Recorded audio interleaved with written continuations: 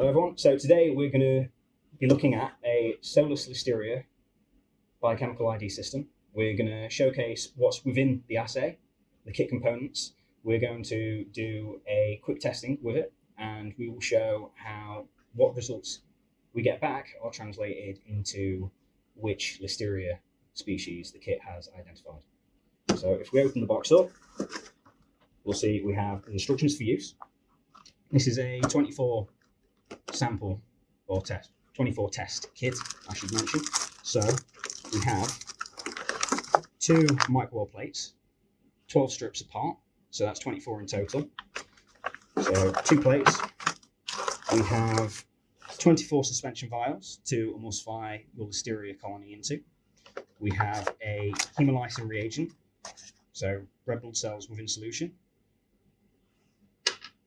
We have 24 report cards to record your data.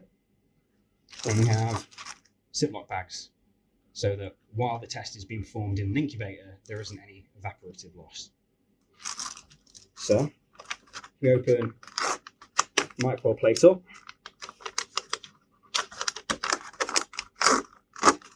you see each individual strip is a test. And if you can see within the camera, there is a dried down sugar dye substrate. Okay, so we've prepared 1 microwell plate for testing. So as you can see, we recommend having a space in between each test strip to reduce the chances of cross-contamination between strips. Each strip is an individual test. We'll just demo setting up one run. So in this case, we have a presumptive, or in this case, a recognized Listeria on agar. This agar can be either selective or non-selective, although with selectives there's obviously escalin and such indicators that would suggest Listeria, which is always good. So you want a sterile loop, bacterial loop. All this will look very similar or comfortable. So you want to take a well isolated colony from the agar, take a suspension broth,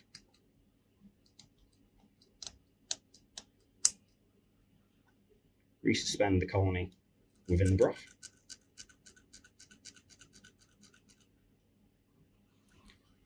now you can hand mix or vortex.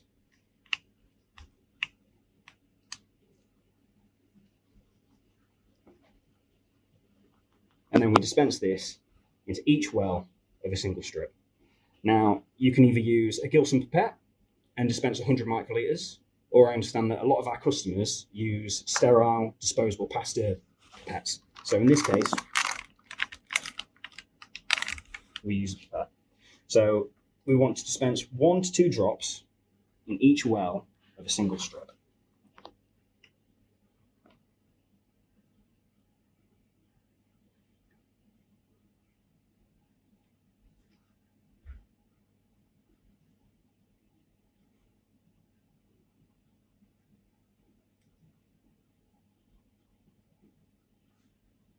Dispensed into each well.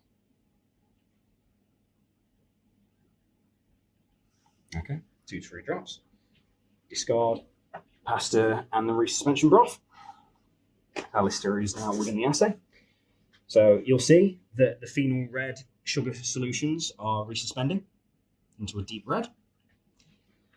And then our final well in row H will be our hemolysis reaction.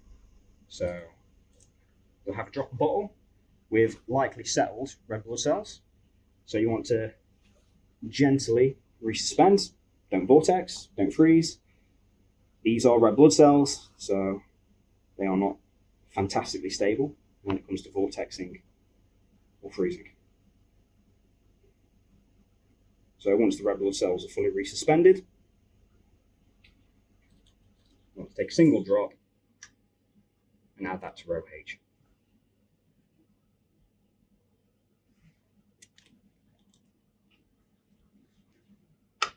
So now, using a fine tip, we're going to just label our sample.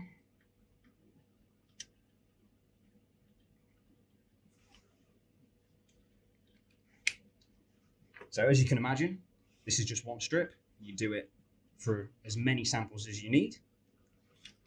And once you've completed the test, or completed your plate at least, you'll add your microwell plate and place it within this Ziploc bag to reduce the amount of evaporative loss that happens while your samples are incubating overnight. Okay, here is an example listeria that we had incubating overnight. So as we can see, there's a colour change within the well. Some have turned orange, some have turned yellow. So we consider yellow to be a positive. We don't consider orange. So in this case, you can see that both the samples in A, C, and G for the sugar substrates are now positive. The final well, our haemolysin well, works similar to other haemolysin assays out in the field. So the introduction of red blood cells, if the species is haemolytic, there is no sedimentation because the red blood cells have been lysed by the species. In our case, what we see is if there is no haemolytic potential in the species, we see a sedimentation of a circle at the bottom because of the shape of the microwells, which we're quite happy with. So if we go through the cell mono, as you can see, so A is a positive, B is negative, C is positive. Even though D and E are orange, we consider them negatives. F is negative, G is positive, and because there's no sedimentation in our row H, it is haemolytic, so we consider that positive. If there is a crescent rather than a circle, we believe that there is haemolytic potential there. So as we will show you in insert. So if there is a reduction of sedimentation, we are counting that as haemolytic. So we should see a clear, unbroken circle. So we sum up all the positive results into the boxes below. So 4 and 1, 5. No positive results in the second box. 4 plus 2, 6. So our code is 506. So one positive with our assay is because it's a condensed format, there's not as many permutations. So we can fit all of our results within our instructions for use. So you can get your result on your benchtop. So 506, if we consult the manual, 506, 99% probability Listeria monocytogenes.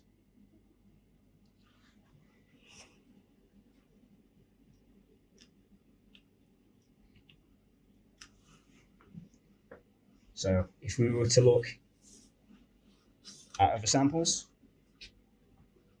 so going from right to left, we have a Welshimeri, so that will be coded as 464. 71 is Listeria solidarii. AH10 is a Listeria evanovi londinensis. 61 is an inocua. 62 is an evanovi.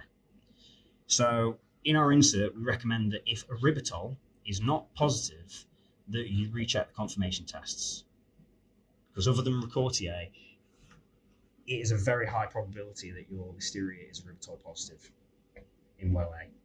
So this B7 we have is a Salmonella typhimurium. So as you can see, there is no positivity in well A, it's deep red. So that would give you a code 220, which if you consulted the manual, would be a Ricortiae if confirmed for your other confirmation tests. But our confirmation tests, our first one, gram stain, would fail it, with Salmonella being gram negative and Listeria being gram positive. This concludes our showcase of the Solus Listeria biochemical ID system. Please bear in mind that this assay is still under development, although we are close to finalising the product, and we believe that what is in front of us is a fair representation of what will be in the final product. If you have any questions, please ask me or Simon.